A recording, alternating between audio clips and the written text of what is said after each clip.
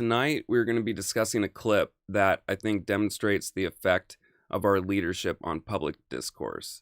Following this, we will listen to a public call between Elon and some government representatives that we have. In said clip, Elon reveals his opinions on regulations, among other things. This is important because, one, our public discourse affects those around us in many ways, those of the majority may be unaware of, and two, regulation, although framed as freeing the working class, actually protects the working class. In my opinion, it's an intentional misframing for a political end. So let's go ahead and take a look at the first clip, and we will go from there.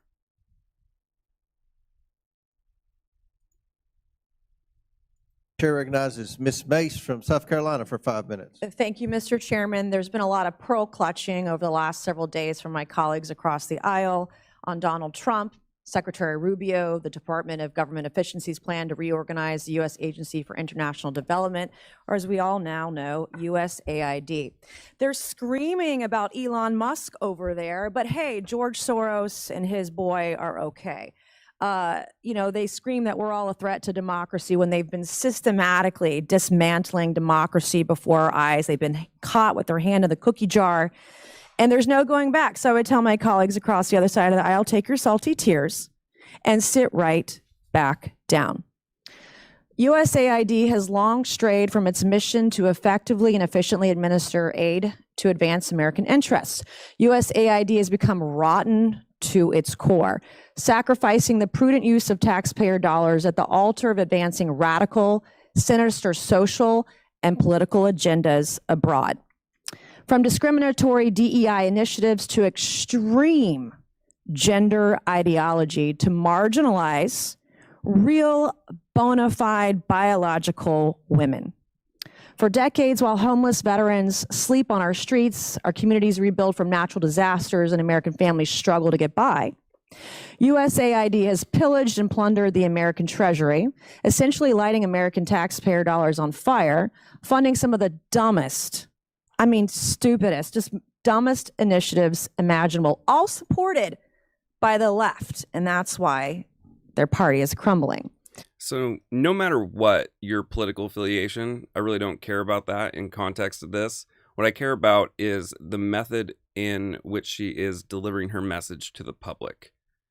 The message, I believe, is very important, and especially as someone who sets an example for public discourse, as she is having it in public, and it will be disseminated throughout the public in a very large fashion, I believe has a great effect. Today, I'm going to expose some of the initiatives USAID has funded over the years and ask each of you a yes or no question. If you believe these expenditures of American taxpayer dollars put America first, so it'll be yes or no. USAID awarded $2 million to strengthen trans-led organizations to deliver gender-affirming health care in Guatemala. So to each of you this morning, does this advance the interests of American citizens paying for trannies in Guatemala to the tune of $2 million? Yes or no? Governor? No. I have no position. Of course you don't. Okay, USAID awarded over $750,000 to fund alleviating loneliness among migrant garment workers in India. Does this advance America's interests, Governor? Look at that look. I mean, I don't care what your politics is or are. She is a badass. I'd be worried when she gets home at night, man. It'd be like candles lit and a leather bout ready to break out. No. No. I have no position. USAID awarded $1.5 million for providing a gender-sensitive response to migration at the Venezuelan border. Does this advance America's interests, Governor? No. No. I have no position. Does this advance the interests? Okay, so USAID awarded $4.3 million on October 1st, 2023 to a group to fund comprehensive health services for men having sex with other men in South Africa. Does this advance the interests of American citizens, Governor? No. No. I have no position. I bet you don't. That whole no position thing, I think we're beyond that now. It is very annoying. We're playing by a different set of rules, and it's time to take I don't know if it's necessarily a side, but hold a position and stand by it. USAID awarded $1.5 million to advance diversity, equity, and inclusion in Serbia's workplaces and business communities by promoting economic empowerment and opportunity for LGBTQI plus people in Serbia. Does this advance America's interests? No. No. Nope. You have no idea, right? Okay. USAID awarded over $70,000 to a group to deliver a live musical event to promote the U.S. and Irish shared values of diversity, equity, inclusion, and accessibility. Does this advance the interests of America? No. No. No position. No position or no clue. Okay, USAID awarded $1.5 million to fund strengthening community support structures to upscale LGBT rights advocacy in Jamaica. Does this advance our interests? No. No. No position. USAID awarded $28 million to a group to facilitate the economic insertion of Venezuelan migrants and refugees in Peru and Ecuador. Does this advance our interests? No. No. No position. Okay, USAID awarded $17.5 million to fund voluntary medical male circumcision overseas. Does this advance America's interests? No. No. No position. I don't know what circumcision overseas has to do with America First either. USAID awarded nearly $150,000 to fund HIV prevention services targeting men who have sex with men and transgender. Does this advance America's interests? No. No. No position. Yeah, unfortunately, I'm limited to 5 minutes, but these are the programs Democrats are so desperate to save. Our foreign assistance system is badly broken, and this ends now. Thank you, Mr. Chairman, and I yield back. Gentlelady yields back. Mr. Chairman, parliamentary inquiry. Yes, sir. The gentlelady has used a phrase that is considered a slur in the LGBTQ community and the transgender community. And let me please finish without interruption. And Tranny. I don't really care. You want penises in women's bathrooms, and Chairman. I'm not going to have it. Okay. No, thank you. Mr. It's Chairman, disgusting. Let the gentleman state his parliamentary inquiry. to me, a slur is a slur. And here in the committee, a level of decorum requires us to try consciously to avoid slurs. You just heard the gentlelady actually actively, robustly repeat it. And I would just ask the chairman that she be counseled that we ought not to be engaged. We can have debate and policy discussion without offending human beings who are our fellow citizens. And so I would ask, as a parliamentary inquiry, whether the use of that phrase is not, in fact, a violation of the decorum rules. Mr. Chairman, I'm not going to be counseled by a man over men and women's spaces or men who have mental health issues dressing as women. I'm not being counseled by some My guy. inquiry is to over the this. chairman, Okay. Mr. Chairman. Order. The inquiry is about decorum. Decorum is at the discretion of the chair. That's I will be mansplaining, honest, Mr. Chairman. with the ranking member. I'm not up to date on my politically correct LGBTQ terminology. Up to date on Jack. We'll look into that and get back with you on that. I don't know what's offensive and what's not. I don't know much about pronouns or I appreciate that, Mr. offensive Chairman. terms. in Mr. that Chairman, we don't have to community. anymore. So There it is. We don't have to anymore. And that is the point. It is amazing how quickly public discourse can change in society. I find it absolutely amazing. I observed it once back in graduate school, primarily. It wouldn't have really affected me, but one of my friends back then, his name was Mohammed, and we lived together. He was Middle Eastern. He was from Saudi Arabia. And the amount of discrimination that he faced upon a change in political party, it was intense, and it revealed a lot about just how much our public figures shape our public discourse, what we then perceive as okay to do and not okay to do. It's often framed as an argument of free speech, but isn't necessarily free speech, or is it just respect for another individual or group, a person, that identity that comes with a name rather than a label in itself. It amazes me that such a small amount of the population can have such a huge political effect. And I'm not like minimizing them. And by them, I mean like the trans population. But I looked it up, and according to the Williams Institute, over 1.6 million people in the United States identify as transgender, which is about 0.6% of the population ages 13 and older. Now, mind you, and this may not be politically correct, but a large portion of that, this is just a trend, right? This is just a social trend. It has gotten into the education system. People pick up on it, especially kids. We've all been there, and it's like, hell yeah, this looks cool, let's do it. Maybe like 25-50% of that just hopping on the bandwagon. And then you have people who actually have something to address and need to deal with. Totally respect it. Do whatever you want. But it emboldens a social movement to degrade and minimize. And it's self-defeating in many ways. It may reduce some of this trend effect if that's what you care about, but it will just lend voices to the more extremes. So, just a thought on that.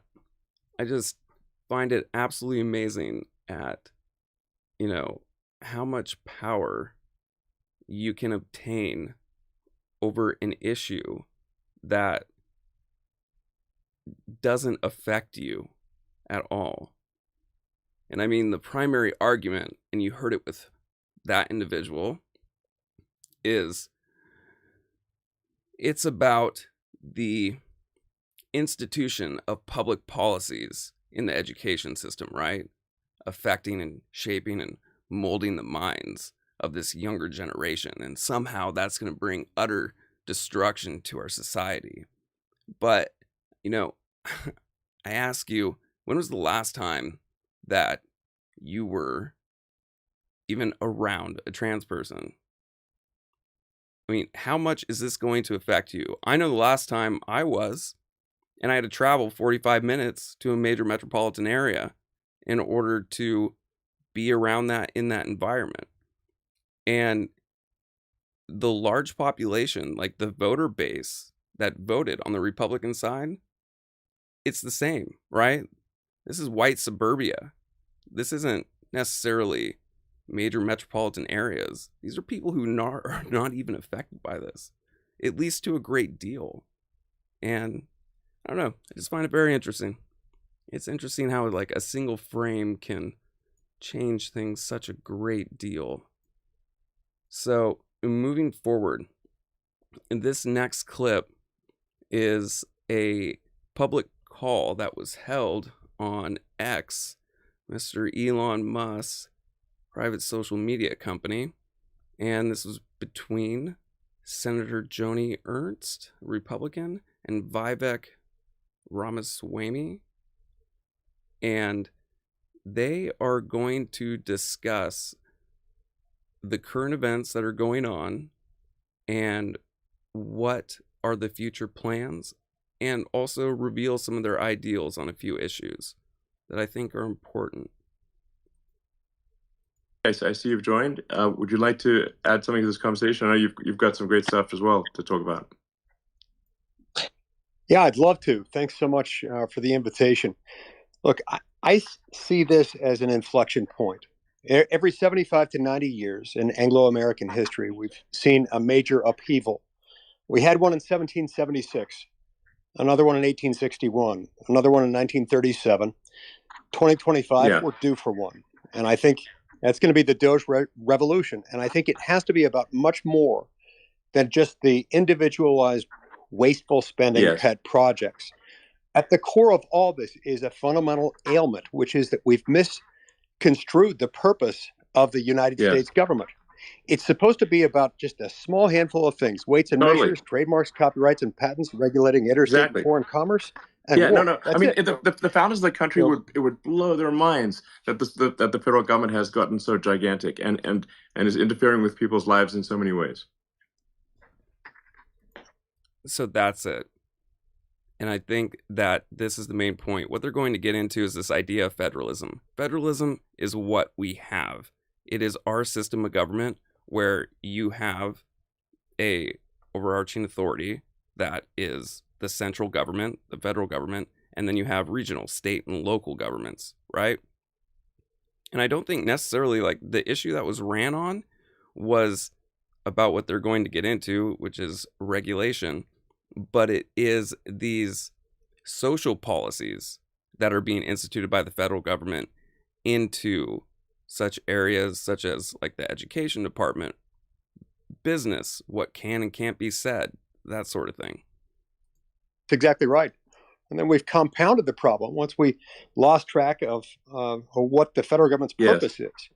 We put the wrong branch in charge of the wrong responsibilities. We've been making most of our law, 100,000 pages a year, through the executive branch, which the Constitution says you can't do. It says you cannot make a federal law unless you go through both houses of Congress and then give it to the president. So we've destroyed federalism and separation of powers. I think for Doge to succeed, we have to restore both of those. I find that argument interesting with current events. In my view, the best way to start is by passing the REINS Act, which would require Congress to enact those laws. And I think to get that passed this year, we've got to attach it to the debt ceiling bill. I posted on that on my Base Mike Lee account. I mean, I absolutely agree with you 100%. I mean, what you're saying is just absolutely true. There's vast amounts of federal regulation, which are de facto laws that are created. That it's an incomprehensible amount. It's literally no human could possibly even comprehend it. If you tried your hardest your whole life, a single human could barely understand a small fraction of the regulations and these regulations. You know, if you look at them, there's millions of them. And it's not like any one regulation is the showstopper, but it's. I mean, the way I sort of visualize it, it's like Gulliver. Like America's like Gulliver, tied down by millions of little strings, and we need to cut those strings and free the giant. Exactly, that's exactly right. And those laws, which they are laws, those will put you in prison. Those will shut down your business. Those will ruin your life if you disobey them. No different than any other law. It's totally crazy. Well, it is exciting. Elon, isn't it true? President Trump has an executive order that says for every one new regulation that is put into place, 10 have to be rescinded. Yes. Yes. And now, of course, the bureaucracy is going to try to game that by like having the one regulation sort of, when like somebody says, well, everyone can ask one question, but then have a question in like 10 parts. So it's possible to it's possible to game the regulations. So I think in addition to that executive order, which I certainly applaud, I think we need to go in and do wholesale removal of regulations. Like regulations basically should be default gone, not default there, default gone. And if it turns out that we missed the mark on a regulation, we always add it back in. These regulations are added willy-nilly all the time. So we just got to do wholesale spring cleaning of regulation and get the government off the backs of everyday Americans, so people can get things done, and the government doesn't have a sort of boot on the neck of the average Americans, which is because what boot on the neck of the average American. This is something that I find really interesting, because many of the people, and I mean it goes on both sides, right? I mean, we're just common folks, we're plebeians. And somehow the government has its boot on the neck of us by instituting these federal regulations. So this all-oppressive power is holding us back.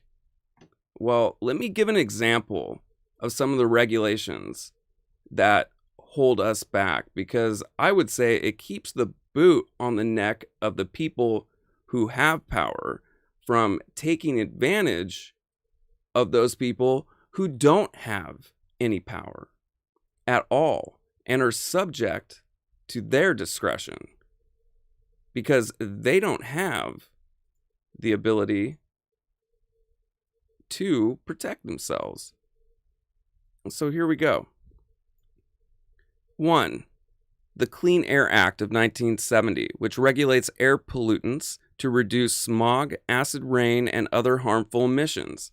It has significantly reduced deaths related to respiratory diseases, heart conditions, and pollution-related illnesses. The Clean Water Act of 1972 protects U.S. waters from pollution, ensuring safe drinking water and reducing waterborne disease. 3. The FDA, Food and Drug Safety Regulations. Federal Food, Drug, and Cosmetic Act in 1938 requires safety testing for new drugs and ensures food is safe for consumption. The Food Safety Modernization Act of 2011 enhances food supply oversight to prevent contamination and outbreaks of foodborne illnesses. 4.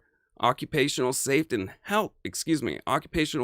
and Health Act, OSHA. Those of you like myself who've worked in construction, all of those wonderful little things that we have to protect us, right? In building codes, the things that are enforced in building our homes to keep us protected. It establishes workplace safety standards to prevent injuries and deaths, reduced workplace fatalities significantly since its enactment has reduced.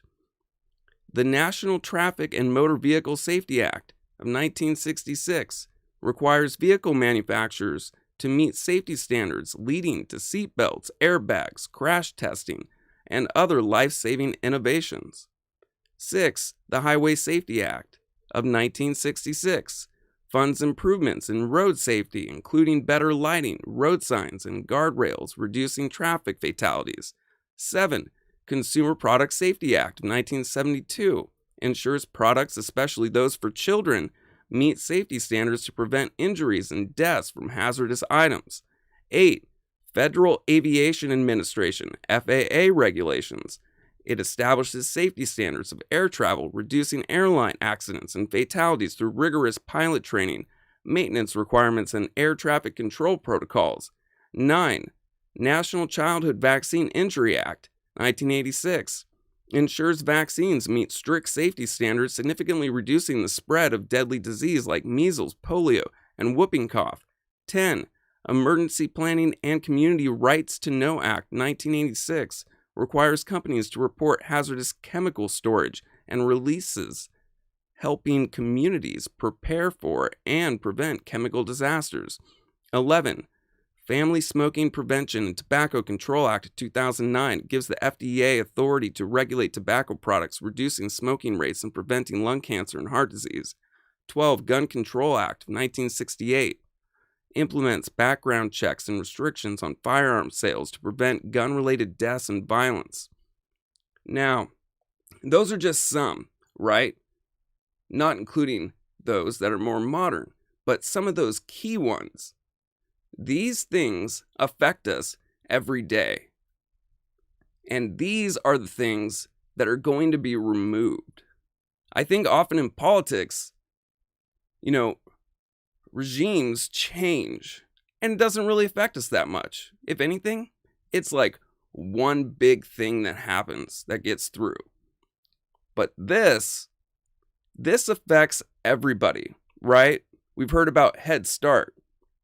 So those of you who were able to work because your kid went to Head Start and, you had basically free babysitting for a while, so you could go do your own thing and make some money for your family. You don't have that anymore, or probably won't have it anymore. That is going to affect you personally. These restrictions, this whole quote-unquote default gone, it is going to affect you personally. And these are not small things. It It blows my mind just the simple reductionist viewpoint on these issues. The message is so simple, and yet it's such a complex issue. Like, one of the points of democracy for that bureaucracy is to slow shit down so that these big things don't get changed in an instant and produce a huge backlash effect upon the population. What are the the core founding values of this country? What has made America great? What will lead to further greatness is a focus on merit, that you get ahead as a function of your hard work and skill, and that you have freedom. It's free. It's both the land of freedom and opportunity, and if the government has millions of regulations holding everyone back, well, it's not freedom. We've got to restore freedom.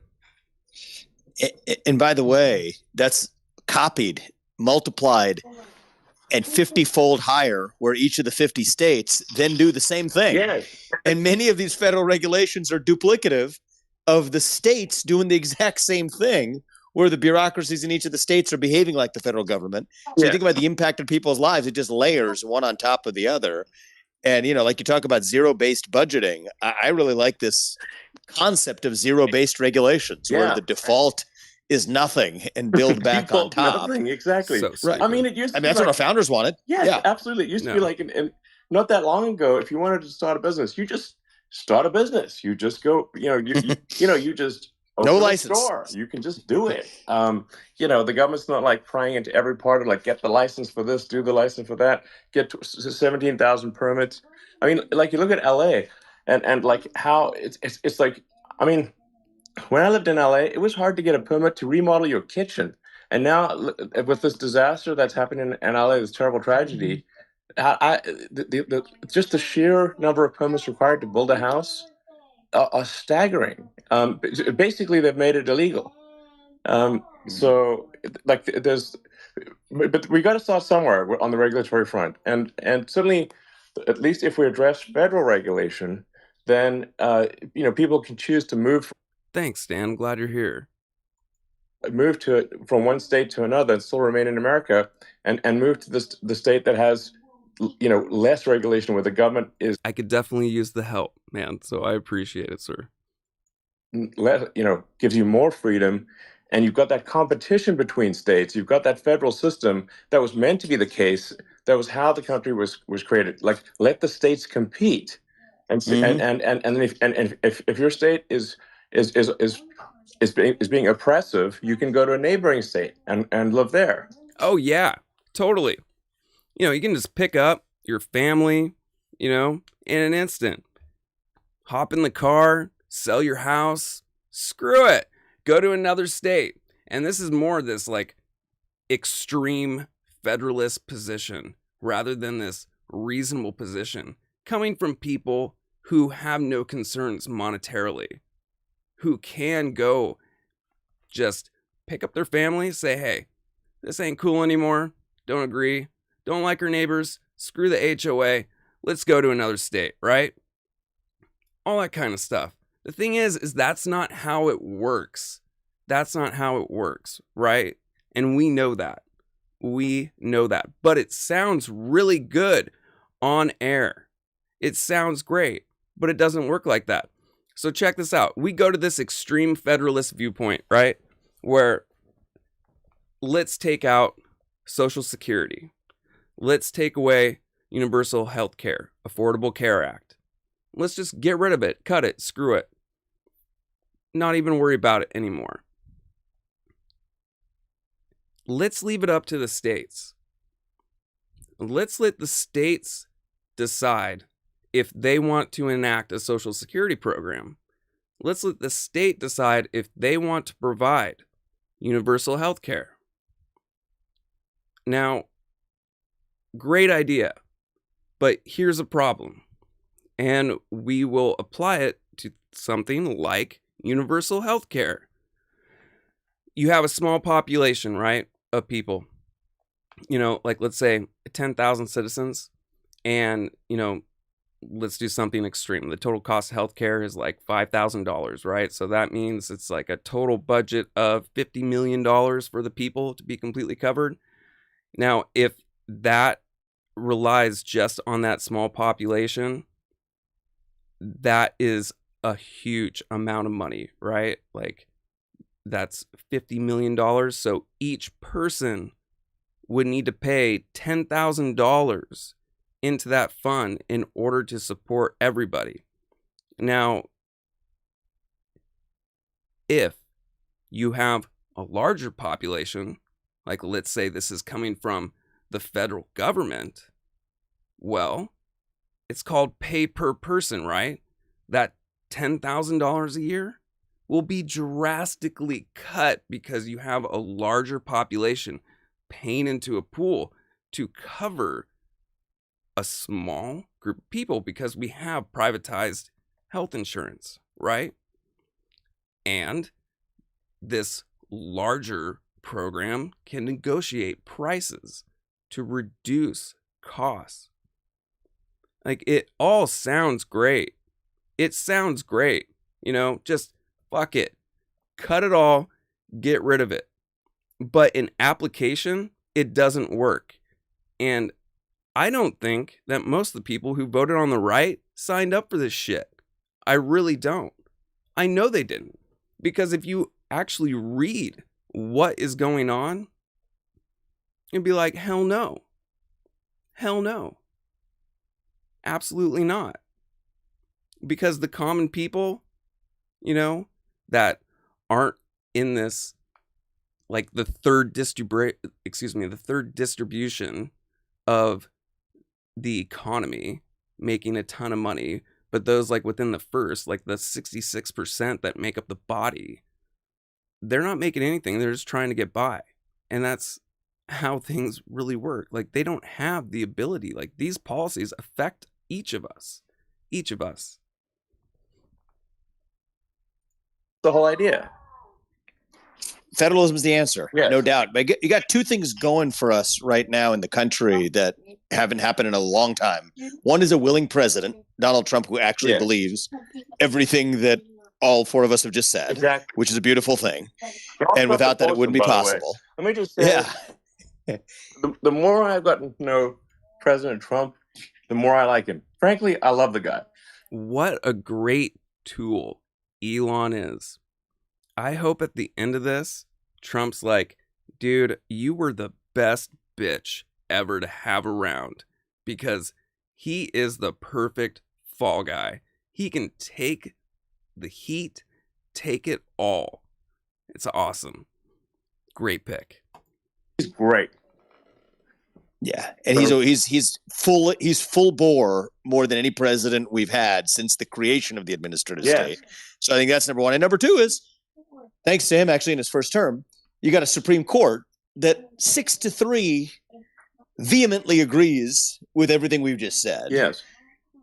And so I think it's possible. Yes. now, In fact, it's actually possible. yes. In fact, if it's not possible now, it'll never be possible. This is our shot.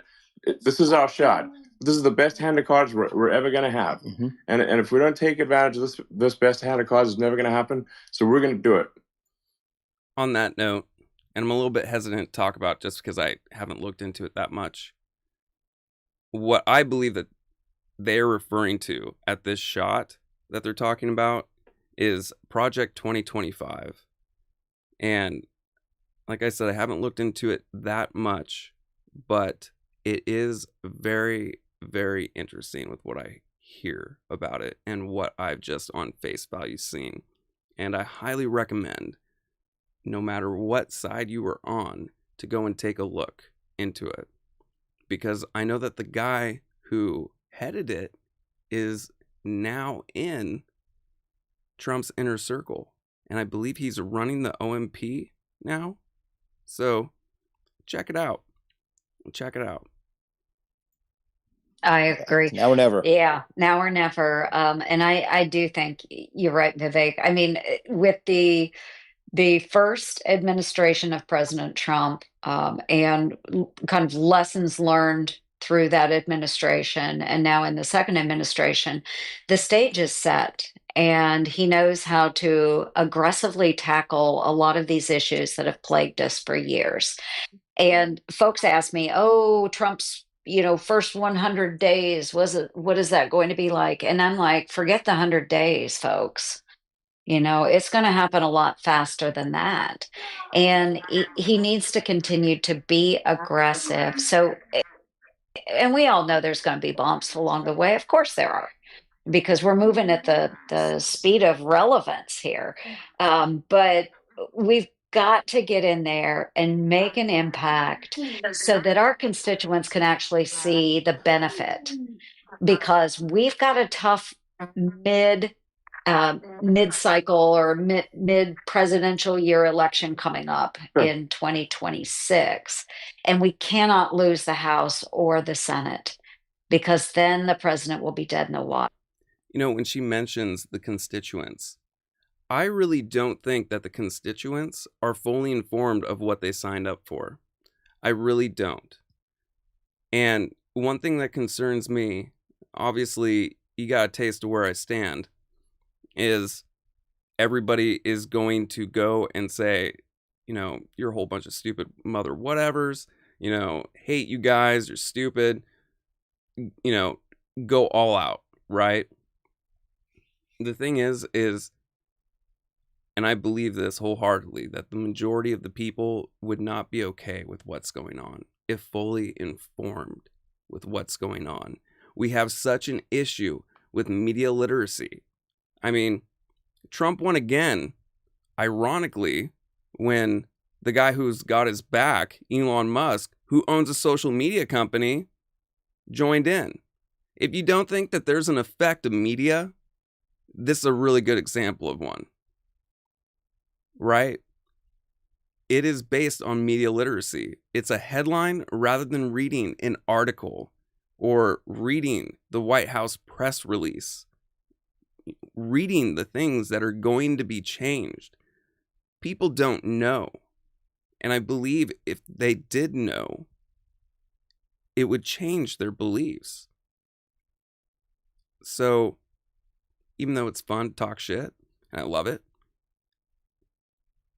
maybe adapt your message in a way that will be heard in an effective means.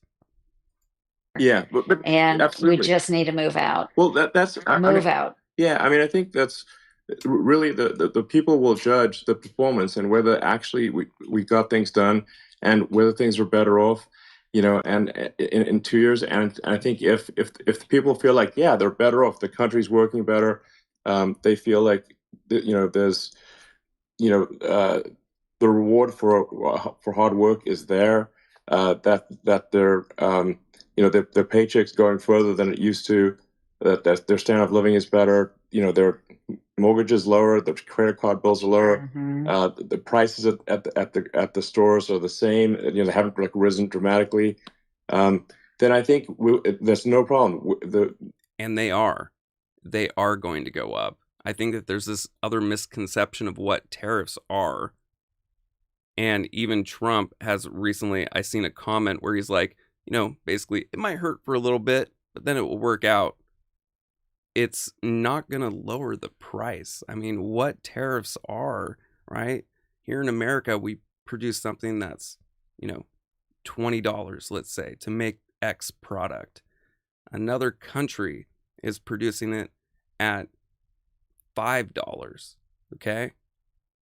So then we tax it, so then it's sold at an equivalent price. So we're making money off of that. What stops the company in the US who's producing that product from raising that price even more? Last time I checked, businesses and people work in their own self-interest, right? And if so, I know I'd probably raise it because that portion of the population that was paying the $20, hell, they'll pay $22 for it. We will win the next election. The people will reward that performance. So I think but that's what needs to happen. But I think if it does happen, there will be a Republican win in the midterms, and which is unusual. But I think if we make these goals happen, I think we'll actually have an increased majority in the House and Senate, and be able to continue to as the president would say, make America great and even greater. So, love it. In the case, the blanket that Elon, you and I have talked about this. Mike Lee, you and I have talked about this, but might as well just say it here as well. Is when in doubt, push it to the states, right? If there's some doubt about, okay, well, we're not sure about this regulation. You got a whole nuclear energy framework at the federal level. You have an entire one in each of the 50 states. Same thing for spending or some other program. Are people going to really suffer if this is taken away? Federalism is the answer. Just push it to the states. And, I think that's a big part of, obviously what I'm looking to do next. But yeah, push it onto a smaller population. Just let them handle it all. Governors across the state, whatever, let them bear the load of what the federal government needed, because that's actually what the founders. Last time I checked, I pay a hell of a lot more in my state income taxes than I do in my federal. A hell of a lot more.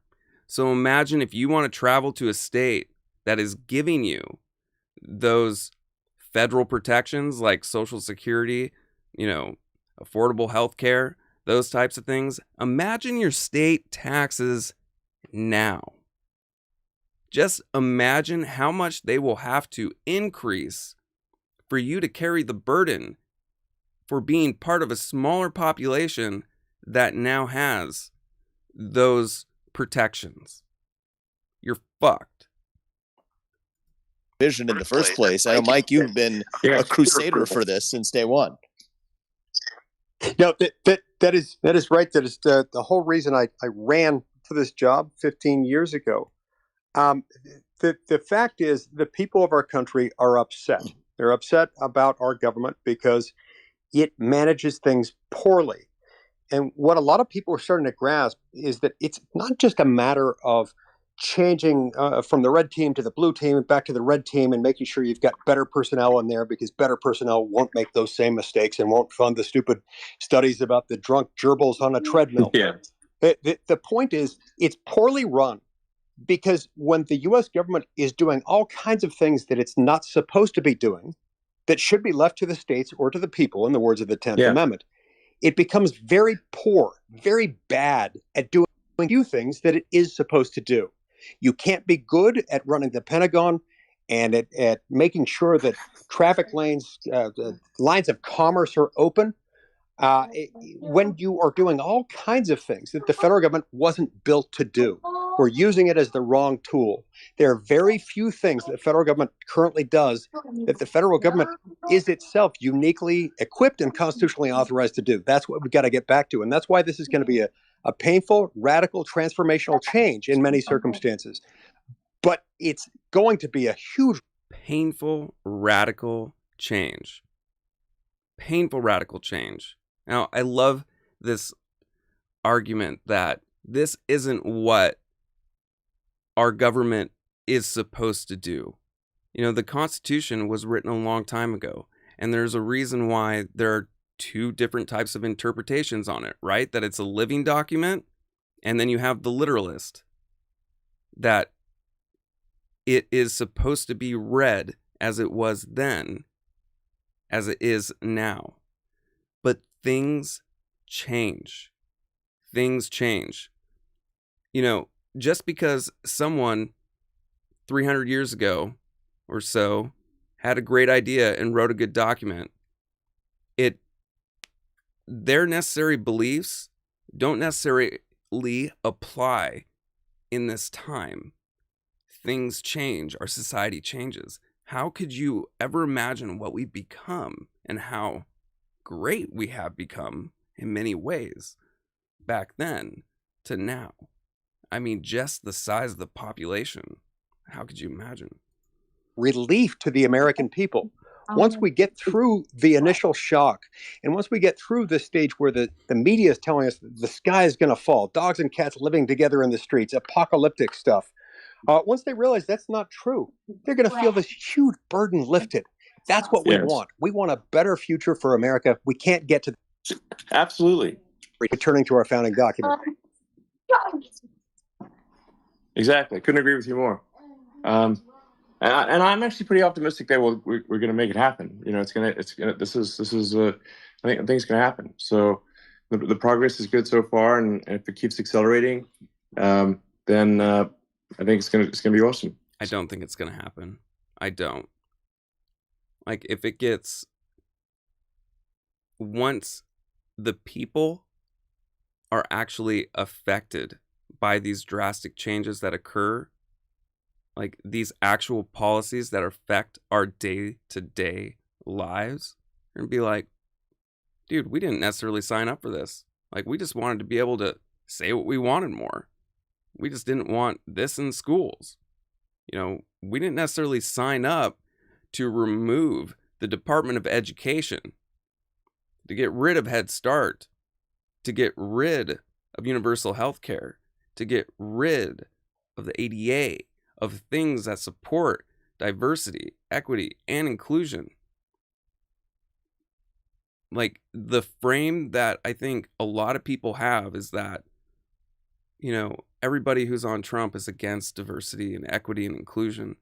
But if you were to sit down and talk to these people, they're like, yeah, I really think an individual one-on-one is pretty reasonable.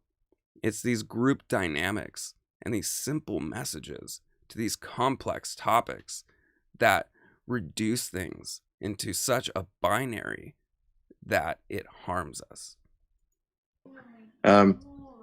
You know, like the cost of excess regulation on economic growth and prosperity is like really underestimated. Like, if you basically, you know, don't even allow people to do things, like make it illegal, well, you can't, the builders can't build. America is a nation of builders. But we need to give the builders permission to build. And that's really what, you know, deregulation is all about. Just letting people do things. I mean, deregulation and meritocracy go hand in hand. Actually, they're two sides of the same coin. And you want to actually measure Doge's success is not just the deficit reduction. I don't think that's the sole metric, although it's a really important one. And bringing down the net. How? If someone has an idea about how deregulation and meritocracy go together, please let me know. Pop it in the chat, because I'm really not sure how it does. Debt and the interest payment costs as a consequence, that's really important. But actually, a lot of these benefits of delivering economic growth won't be measured in this year's deficit reduction, but will be measured in long-run GDP growth, long-run economic growth, long-run prosperity of the country. Yeah, and I think that's equally important. I'm optimistic that we'll see a material impact in FY26, which starts in October. You know, a lot of the stuff, I think we'll make significant gains in FY25, government financial year 25, which ends in September.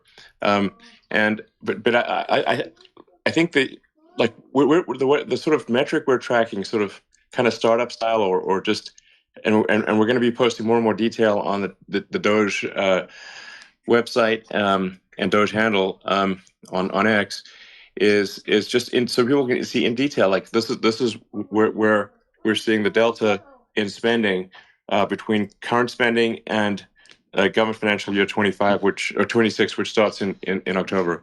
And that number is really, you know, we think it's at this point over $1 billion a day, maybe $2 billion, maybe approaching $3 billion. And I think we can take $1 trillion out of the deficit next year. Like, you know, obviously this is going to require, you know, strong support from the president, but thus far we certainly have that, and also support of the Congress. And support, and also hopefully support from the judiciary as well.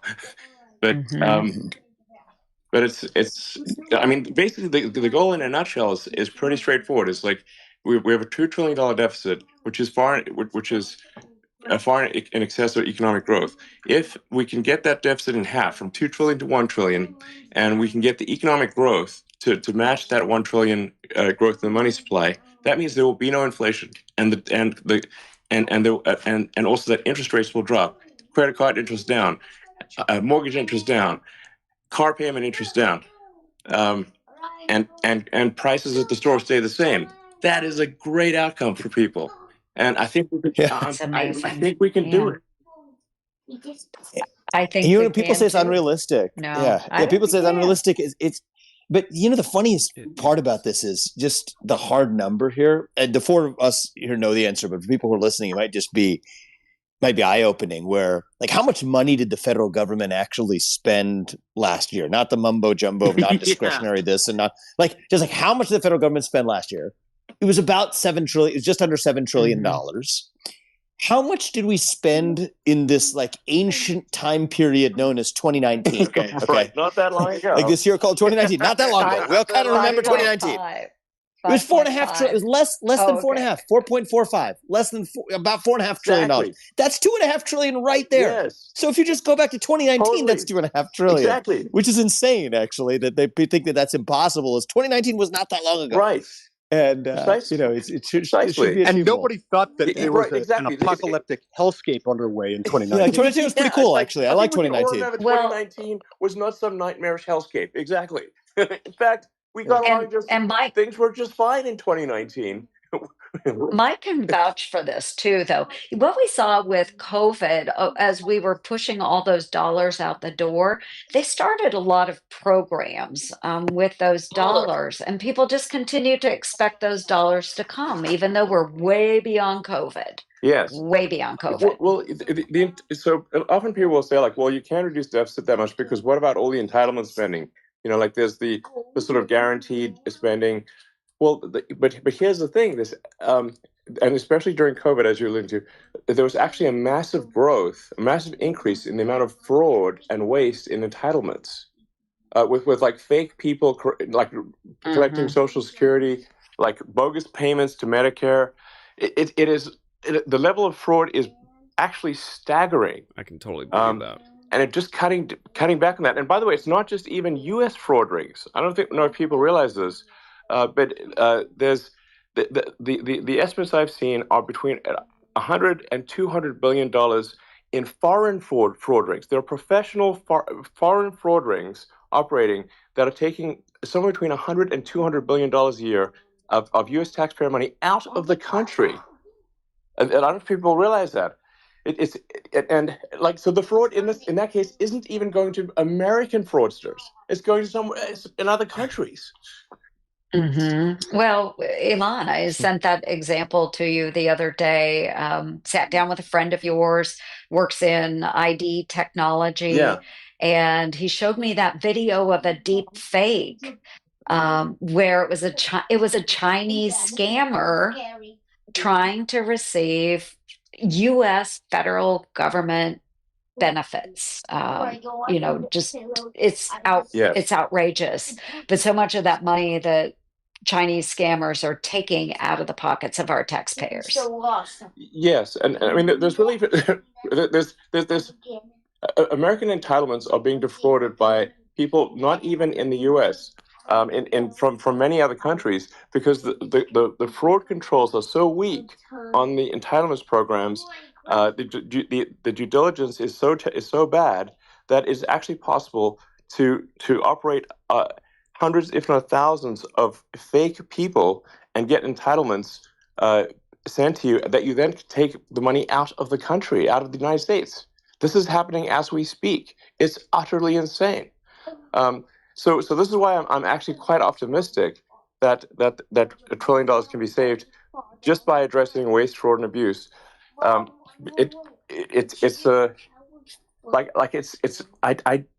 it's a lot of work, I don't think this is some insurmountable task. I am confident it can be done, and we'll do everything in our power to make it happen.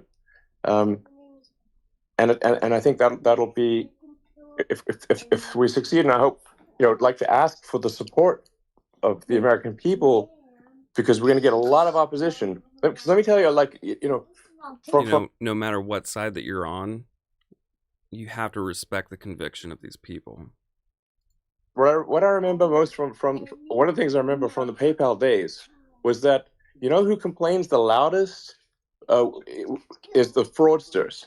Okay, so when somebody was trying to commit fraud to PayPal, where we would see the most amount of righteous indignation, like it would be like immediate over the top righteous indignation, was from the fraudsters, not from honest people.